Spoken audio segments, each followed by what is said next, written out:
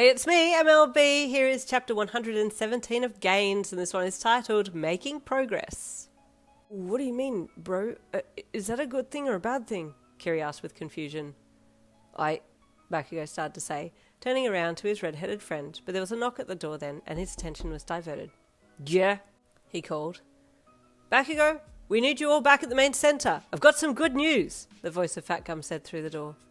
Oh, Kiri added. That's great. I'm in here too, Fatgum. I'll text Yin and let her know it's go time, he said brightly, pulling his phone from his pocket. Great! Come to the main hall when you're ready, Fatgum said. I'll be waiting out the front for you. I hope this is where Yin gets to say her plan, Kiri said excitedly to himself out loud as he messaged you to come to the front door. Let's go rescue some kids. 5 minutes later, you, Kiri and Bakugo were walking towards the main hall where the heroes were all milling around, some getting ready to go searching, some coming back empty-handed. Whoa, you thought as you watched them around you. How many people do we have here and we still can't make any headway?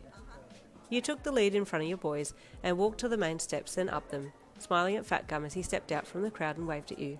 Over here, he called. It's busy. It really is, you commented once you'd gotten to him. Come with me. I've managed to get us a hearing with the team who are overseeing this mission, he said.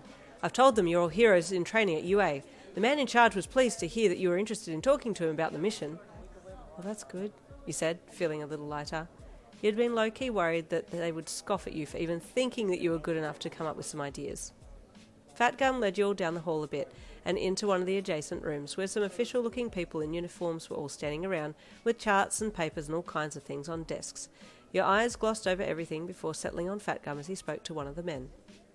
Mr. Mite, here are my 3 interns, Yin Lin, Kirishima Eijirou, and Bakugo Katsuki. Yin here is wanting to know a little bit more about the rescue effort, and if there's a possibility that she could make some inquiries and suggestions, Fatgum said proudly. I back these 3. They've got good heads on their shoulders, he added with a nod. I see, Mr. Mite said, with a somewhat reserved smile, extending his hand to you. Well, Miss Yin, let's hear what you have to say, he added, before taking his hand back and crossing his arms across his chest. You felt the whole room quieten and suddenly got stage fright. This was a massive deal. You're about to make a suggestion to a full-on adult, the one in charge of this mission. Sir, if I may ask, have there been any efforts to remove the fog or find the thing responsible for the fog? You asked tentatively, not wanting to jump to any conclusions as to whether it was fog being caused by a quirk or not. Yes, Yin. Efforts have been made, but unfortunately have failed, Mr. Mite replied rather stiffly. Do you have any suggestions for us? Well, first may I ask which quirks have been used to combat the fog? You asked gingerly again, keeping your eyes on Mr. Mite. Yes, we have used wind quirks to blow the fog away, but that only made the fog worse, and that also added to our suspicions of it being caused by a quirk. Regular fog caused by natural means does not fight back against wind quirks, he commented. We have also tried those with topographic quirks to read the lay of the land and try and locate the fog quirk user, but the fog is so thick that they can't get a good reading. I see, he said thoughtfully. I was wondering, and I suppose you've already tried, but is there a chance that the winged hero Hawks could attempt to locate the fog quirk wielder? Mr. Mite opened and then closed his mouth, and then opened it again and looked at one of his offsiders. Have we tried Hawks? He asked. No, sir, I don't think we have, the guy replied. Why haven't we? Mr. Mite asked. Is he on another mission? No, sir, not that we're aware of, the guy replied with a sweat-dropped look on his face. Call him, please, Mr. Mite then said in a rather stern voice, and you could tell that he was annoyed that he hadn't thought of this sooner. Get him on screen, please, he then added as he turned around and the screen behind him jumped to life while the call went out. The FaceTime rang 3 times, and then Hawks picked up, smiling into the camera from his office, you presumed. Good afternoon, Hawks. My apologies for calling so late in the afternoon, Mr. Mite said apologetically. You're going to cut into my dinner time there, Mr. Mite, Hawks said with a smirk. You'll be buying my next round of chicken if this one goes cold on me. But of course, Mr. Mite said with a small bow. Hey, Hawks then said brightly. It's you. Mr. Mite seemed confused for a second and Hawks grinned. I know the hero behind you, he said to Mr. Mite. I got to talk with her at Quirked. Mr. Mite looked over his shoulder at you and you looked at him. Surely Hawks wasn't meaning you. Yep, Hawks said when he could see Mr. Mite looking at you. That's her. She's our new upcoming star.